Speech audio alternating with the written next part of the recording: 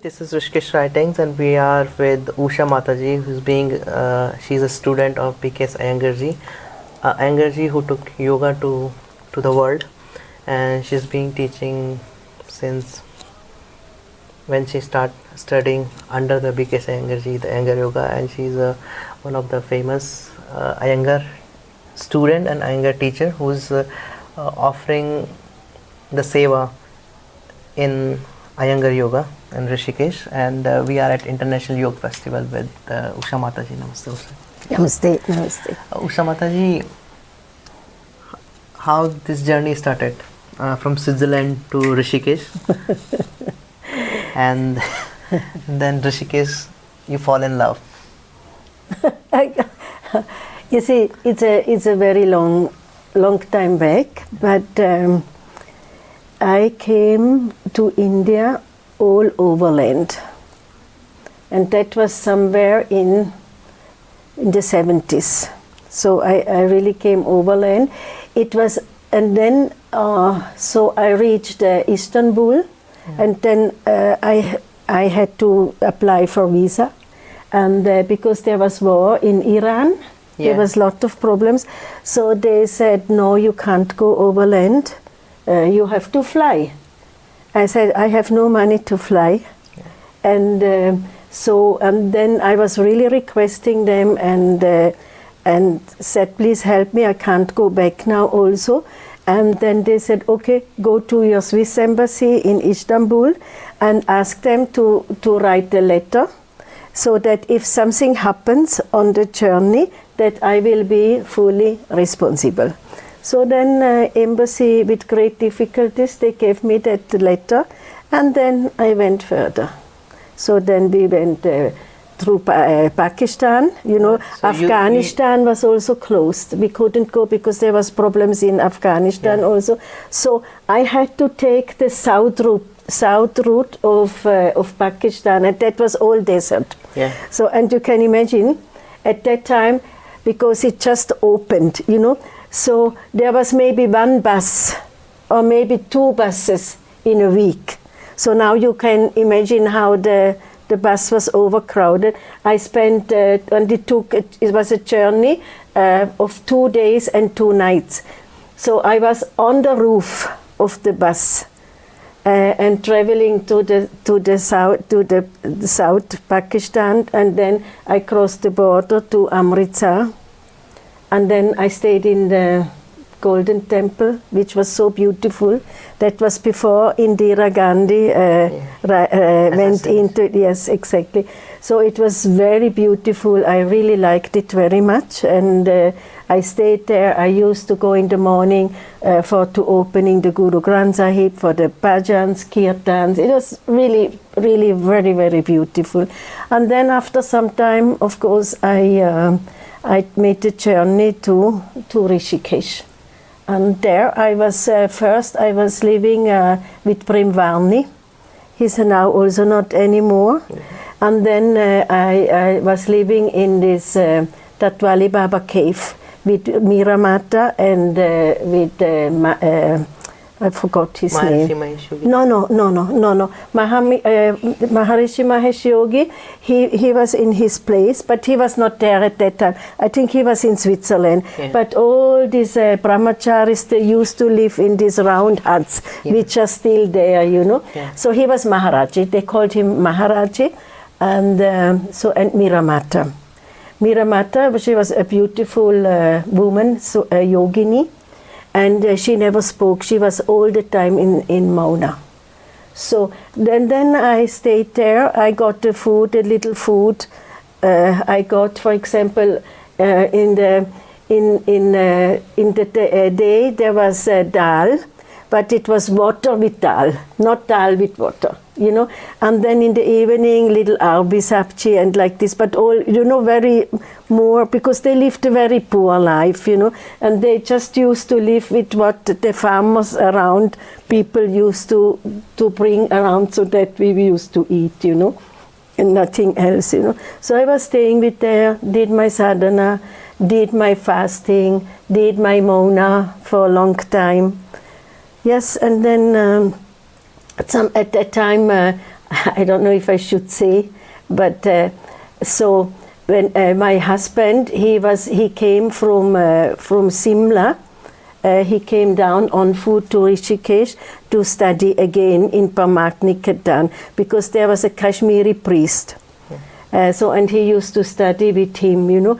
So then I used to go also to go to Paramatniketan. At that time there were no Westerners there, and Muniji was the brahmachari who was serving his master, and his master was such a beautiful person, you know. And they were all the time two old mothers. They used to come for darshan. So they were very nice. They used to give me dhoti too, and sometimes shoes to wear and like this. And of course, I could go. His Guruji, can you imagine? He said, "Come to the Langar Hall and have your meals there." Can you imagine? Which normally. He was so kind, you know. Yes, and then later on we went on a food journey. We went from Rishikesh on the other side. We went to Badrinath. And then because my husband, he was many years, he was with Vinova Bhave doing all this food journey. So we continued this journey, then going also up to Brindavan, then up on foot up to Gangasagar. Can you imagine? Yeah, so these like are the golden days of yogis of India. Exactly. So this was our life at that time. And so how you connect with the B.K.S. Iyengar ji? You see, then the Iyengar yoga. Then it was like this. Then my son was born. Okay, we were for 3 years in Switzerland, and then we came back.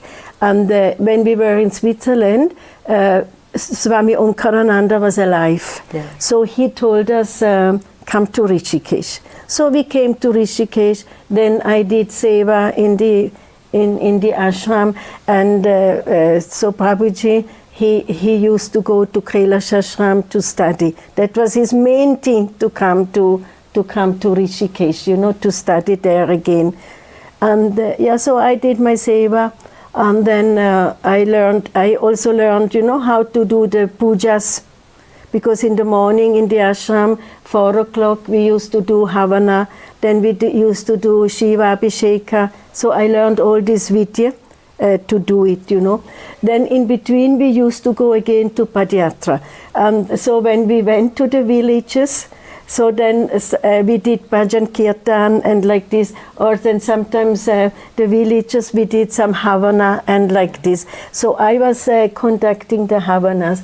Then one day it happened, we were in Narora. There is a Gurukula also, and we did it there also on the way. And there were some brahmacharis. They were also attending the Havana. And then what happened? You see, many of the texts of the pujas, it was not only Sanskrit, it was Vedic Sanskrit. And when I chanted the Vedic Sanskrit, you know what happened? They got up and they left. And I was wondering what is happening. And you see, at that time it was like this, that when you the Vedic mantras should not be chanted by a woman. And even if you listen it, if you don't chant, if you listen it coming from the mouth of a woman, it is a sin, you should go away. And that is what happened, you know. And of course there was an acharya there nearby also. I wanted to learn Rudra, and then he said no, because that is all Vedic mantras, you know, with swaras and like this. So I couldn't do, I just could learn normal Sanskrit, like the Bhagavad Gita, Patanjali Yoga Sutras. So I learned that one, you know. And then when Siddhartha was around 5 years old, 6 years old, he used to start going with his father to Kailash ashram to study. Yeah, he's one of the oldest ashrams. Yes. Who created the sannyasi. Exactly. And all the great scholars, they used to study there, you know. And then one day, when I don't remember now how old he was, and he said, Mataji, you should not do this. You should not do these pujas and Havana and like this. I said, okay, I don't do, but then you have to do. So, and then of course he started doing, and I started Sangeet, classical Sangeet, with Uttamji, who was a disciple of Swaminatha Brahmananda. So then I studied with him, I think for 7 years. I remembered at that time around more than 20 ragas with alap and tan and like that, you know.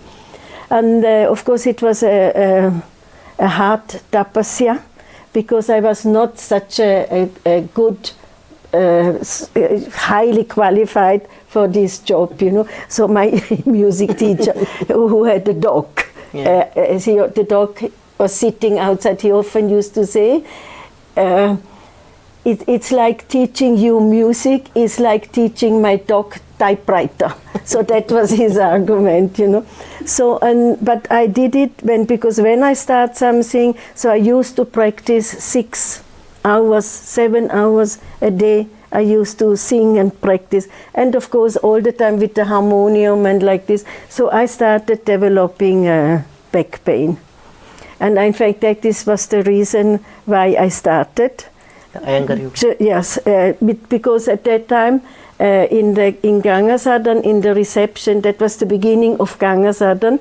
So there was a boy in the reception. He used to go to Rudra Gaura, and so he all the time used to have light on yoga with his. Whenever he had little time, he used to read light on yoga. And he said, this book is one of the key points, exactly. key book of Iyengar Yoga. Exactly. And so then he tried to convince me. I said, no, this is physical. Then he said, no, for your back you should do. So it took him quite some time to convince me, at least do some small exercises. I didn't really like that much, you know. So and then Iyengar came in the first yoga festival in Hotel Ganga Kinare. In fact, Swami Ram organized it, and so Guruji came, and of course Iyengar came, and somehow the way of how he talked, the way of how he was teaching, what he was doing, my mind has completely changed, you know. Yeah, so and then he said, I said I want to come to Pune, but I can't come. I have to wait till my son is bigger and like this. And then he said, whenever you are ready, you just come. And then of course after some years, then I used to go and learn from him. So that was the story. The government of Uttarakhand is calling you all the time, so you take this festival in a very beautiful way, like a flower in the garden. I see. What do you see? What would you like to say about this festival? You see, yes, I think it's more than 10 years since we are here, and what I really liked was that here, on this side by the government, you know, there is a yoga festival was also on the other side, but what I really liked here was that here the schools are involved, the local people were involved, so I was very much interested to do something on this side, and that is also when we started the children classes. You know, so children did not get opportunity to learn and interact with so many teachers in one space. Exactly, and so what we started on Sundays, we started the children classes, and you can see now, could see the kids who are there since the beginning, how nicely they do. They went already. They did the 4 different certificates, you know, and they're still going, and now we are training them. Like teachers, and of course Guruji came here, and so we really like to continue here, you know, and because even now many students, they say, Mataji, we know the asanas, but we don't know how to do it properly. So, and I said, yes, you now again, you can come on Sunday, you can study there free of cost and like this. So come and learn. You know, that is all what I can offer. And Ekta is teaching quite well. She's now with me also more than 10 years. She's studied, and I'm quite a tough teacher with her, because that is what Guruji was with us also, you know, and especially when he was knowing that you're going to teach, so he was more and more strict of how we are teaching, what we are doing, that we are doing correctly. Yeah. So how do you see, like in modern days, teachings are like a very soft way and a gentle, and old way of teaching is very hard, like teacher behind you with a stick until you're not correct. you see, I tell you very frankly, with Guruji, we never asked Guruji, I'd want to become a teacher. Not at all. There was no question about it, you know. And I was studying with him for 6 years. And when he said to me, now you should start teaching. And then I said, but Guruji, I want to learn. I still want to learn more. And I'm not learning to become a teacher. I'm learning more for myself, for my sadhana, for my sadhana, upasthana, and like this, you know. And then he said, yes, I was also thinking like this. He was also thinking like this. But then he said, when you have the knowledge, then you have to give it also. You can't just only keep it for yourself. And then, of course, in 2000 somewhere, then I started teaching, and not before. So, but we were waiting till he says, yes, you can teach. Okay. Same thing, Ekta also. She was practicing when it was shortly before Guruji left his body. Yeah. He told me, make her to teach now also. She should learn to teach also. And what is your favorite asana to teach in your class? You see, there is no favorite. Okay. They are all important, and very often, you know, there was a story. Yeah. Because when I was in Pune, Guruji was all the time practicing there. We had from 9 to 12 o'clock in the morning, that was free to come and practice what you have learned in the class. And so Guruji was all the time there. Gitaji was there at that time also. And he used to do his own practice, can you imagine? And at the same time, he also watched us, but he did not teach us. He was just watching us, you know. And then one day he called me, hey Usha, come here. And I went, I was wondering, and he said it quite strongly. So I was little, because, you know. Then he asked me, what is the meaning of Hatha Yoga? I said, willpower, very proudly. Then he said, do you study it? I said, yes, Guruji, I read it. Then he said, this is not to be read, this is to be studied. So then he, you know, you could see from his face, you know, he can make so. And then he said, willpower. Yes, Guruji. Then he said, do you think you develop willpower when you just practice what you want to practice? You know? Do your standing postures, do this, because I like back bends, you know? They were my favorites, you know, and I was very good in back bends. So, and he really scolded me, and so then, okay, and I really hated, you know, the forward bends. I felt they were very boring, you know. So I like to jump, doing backdrops and things like that, you know. So, but then I had to do it, and yes, and then I realized, yes, there's nothing like that, that you should practice only what you like, because you have to, it's a discipline, it's you know, and it really changes your mind. You see the whole thing as a different, and I was a person who all the time when I was asked to do something, even in the ashram, if I didn't like it, I said no. But then I realized, okay, keep this away and just see, do, and then see.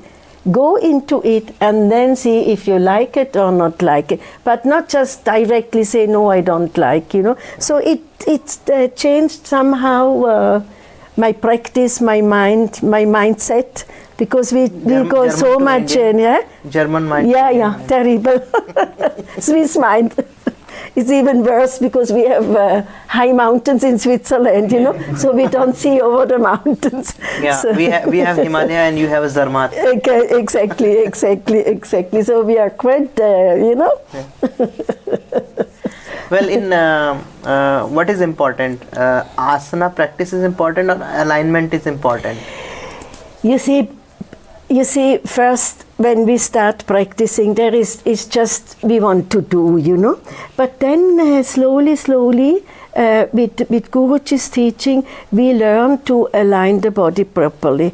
Because if you align the body properly, you create for the breath the path to the breath to move, Yeah. So, and also then the mind, when you create alignments, also the mind is more involved. So it's not just the body, not just doing, mind somewhere, body somewhere. So we really learn to fix the mind on what we are doing.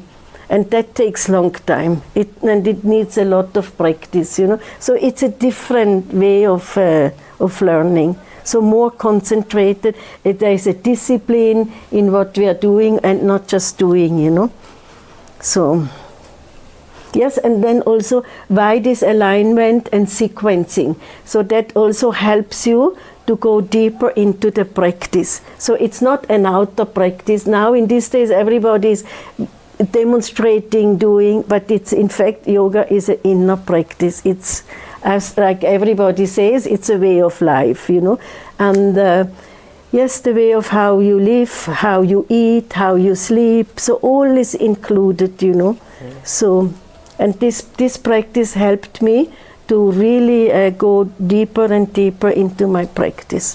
Like Adiguru Shankaracharya ji connects south to north and north to south. Do you think that's Iyengar Guruji and you connect west to India, India to west? That was in yoga. But that was what he was doing. Okay. Yes, naturally, because how he went to the US, how he came back, and how he was spreading, and more people realize, because it's important. You see, the time has changed. The way of life has changed. We are now, even in India, now people don't sit anymore on the floor. Everybody sits on the chair, At that time, when I came, it was considered as very unrespectful to sit in front of an elderly person, to sit on a chair. So everybody was sitting on the floor. So we were completely different, Now the way of living, the stress, the pollution, the water pollution, so many things, sound pollution, how it affects the nervous system, how it affects the heart. So we are completely different people. And so that's why also Guruji had that power to adapt the asanas according to the person, so that everybody somehow benefited. And naturally now more and more Iyengar yoga is taught even in the hospitals. Yeah. And how do you see the Rishikesh? And what you give a suggestion to the younger generation? You see,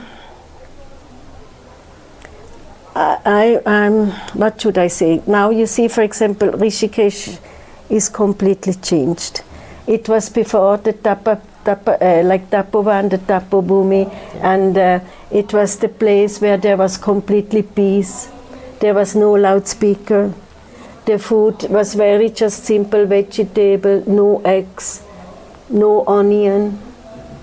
And now you can get everything. You can even get meat. You can get alcohol. Everything is there, which I feel is very bad.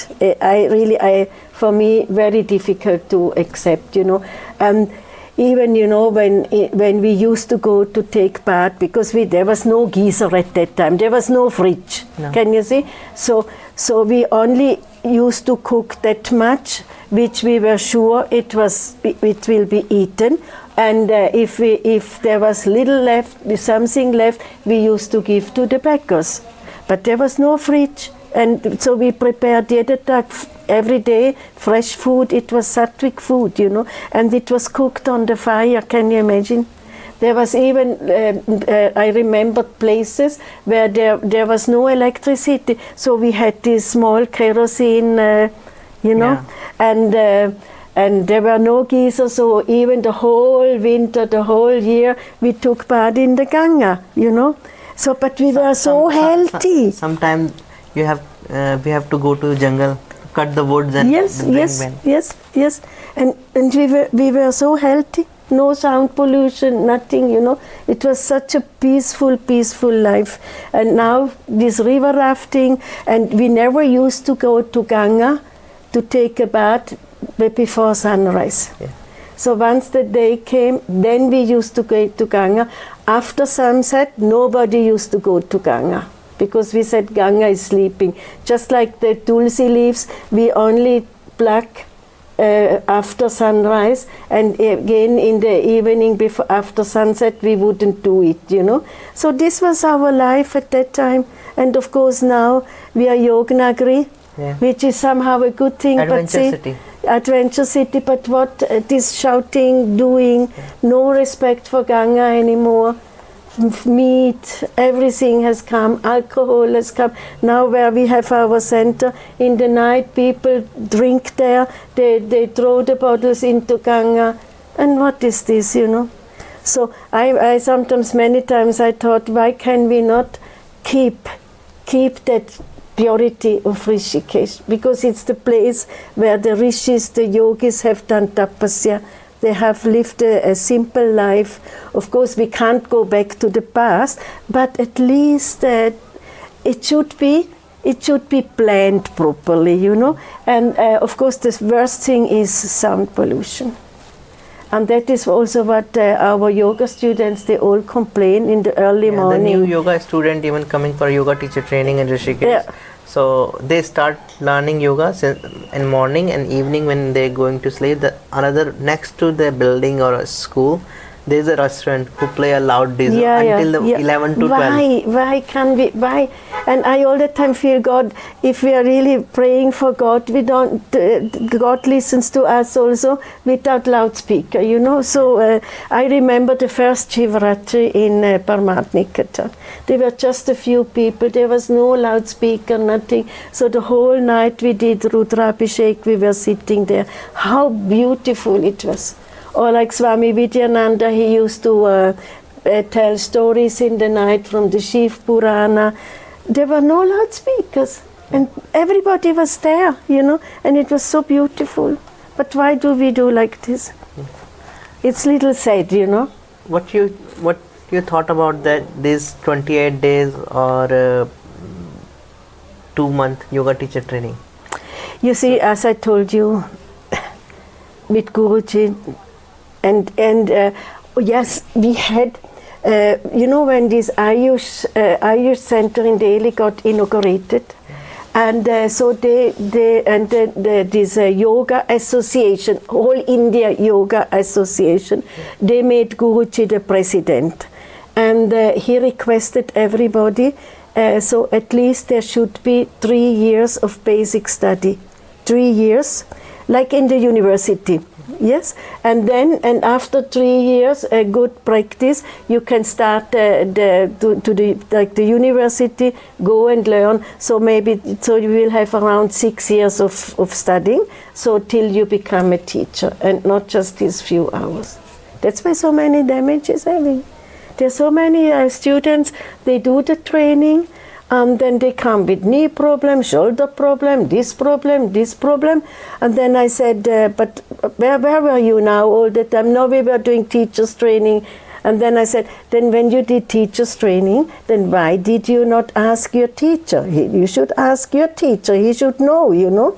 And then they said, no, we said, but then I said, then what did he advise you to do? Then they said, no, this is not in the syllabus. So, and that's it, you know. I mean, you can't do like that. So, although I should not criticize, but this is the situation, you know. So, like in every profession, how much you have to learn. Why here not also? You should be properly trained because you're dealing directly with the body, the mind, and the life of the person. Yes, exactly. See. So now also pranayama is on you can learn on the TV. Can you imagine? Which is a more inner practice than asanas, you know, because there you deal with much more inside with the lungs, with the nerves and like this. And if you damage there something, then the damage you will only know when it is late. At least in asanas, if you damage, you can know before than in pranayama. So you know we should not play like this, you know. So. But what can I do, you know? These days, Kundalini Yoga is in the trending in Rishikesh. Yes. You know, I have so much experience with people. There was one Russian boy, I remember very well, when the Russians, they couldn't come earlier. So when they opened the wall in Russia, they used to come to India. And can you imagine the background which they had? You know, that closeness, that narrow-mindedness and like this. And so there was a boy, he came, he studied somewhere, and he did Kechari Mudra. You know, where you cut? Yeah. Yes. And he became mad. He became crazy. And it's not only one, there are many. Now it's little, I hear less, but it was really all kinds of things, you know. So with Guruji, I all the time felt very safe because he was not teaching all these things. He was not teaching all these things. Not for us. And even he did not practice it. I don't know. See, because our way of living has completely changed. We are not yogis. We are practitioners. Yes, want to learn something, and sometimes it's just like a one-day fly, you know, just for a moment, and then forget about it, you know. So, not really want to learn, you know. Yeah. So it's everywhere the same, you know. But I feel every profession now it has become a profession. So I think they should learn it properly. Yeah, because education is a big business. Yes. Before that, education is exactly for the self-development. Yes. But you know, so what to do? You cannot change. You can change yourself. That's all what you can do. Be yourself, be your change, like Gandhiji used to say. Okay? Thank you for sharing your inside story and the value of the Iyengar yoga. Yeah, see, even when he came his last visit to Rishikesh, because Siddhartha was studying for, I think, 19 years in Kailash Ashram, and only study. Yeah. So then Guruji gave him such a hit on the back, and he said, my son, you have to practice. Because even in Kailash Ashram, they didn't give much importance to yoga, you know. Yeah. But in the tradition, in the olden days, I remember in Swagashram, on the other side where all these yogis and people were living, they used to practice in the morning some asanas. They didn't practice in a group, they practiced by themselves, but they used to practice. Swami Hansananda, so many, you know, just to be healthy, because they used to say to tread the spiritual path, the path of tapasya, the body, the mind, the soul, everything has to be healthy. Yeah, because if the body will be healthy, then you can travel to the inner journey. Exactly. If that is what Guruji also said, if you have toothache, you have pain, how can you concentrate on your path? You know, you're just be thinking of your pain and like this. So in the past they used to practice. So and then of course Siddhartha started. His father was all the time practicing. He was not practicing Iyengar yoga, but he was practicing every morning. He used to do some practice. So now he's practicing, and he felt very good, because sitting so much, and especially now also, sitting all the time in front of the computer. Yeah. This is a new generation gadget. Yes. See, many people, they can't stretch the fingers anymore, because the whole day like this. And then arthritis, here, and sitting on the chair all the time, hip arthritis, shoulder arthritis. Yeah. It's a new disease, Earlier in the 80s, 70s, in India we didn't know what is cancer. No, and also no sugar problem, no. The only thing what I heard, and that was what we heard, so when we went on Padyatra, when we used to go through the villages, what we often became to know, that mothers cried, and they said, my husband died because of wrong medicine. Yeah. So, but otherwise, heart attack, all these things did not happen. And now can you see, 40 years old boys have a heart attack. Can you imagine? This did not happen. There was no TV at that time. And then slowly the black and white TV came, and there was maybe one TV in the I don't remember, but there was one TV in the village. Can you imagine? And that was the beauty. So all the villagers came together to that place, and they used to watch together. That was beautiful, You was the richest person in that particular community. If you have TV, cycle. Yeah, exactly. Even if you have a telephone, that's one. Everybody goes, okay, this is the number you have to call, and you come to pick up. I remember when in Rishikesh there was this trunk call office, Yeah, the Bobby open. Yeah, and if I wanted to make a call to Europe. It was you had to wait there the whole day, and then maybe you got the connection, and then it was just again blocked, and then later on it was, I don't remember now, a few years later the fax machine came, but that also only in Dehradun. Yeah. So like this, can you imagine, a letter from my mother used to take more than 1 month. At that time. Now can you imagine now? Now you have email, everything. Phone, we don't WhatsApp. write letters anymore. Yeah, but it's a very good hobby if you start writing a letter. I think it's beautiful. I think this also has gone. Even to read a book, have a book in the hand, all gone. Anyway.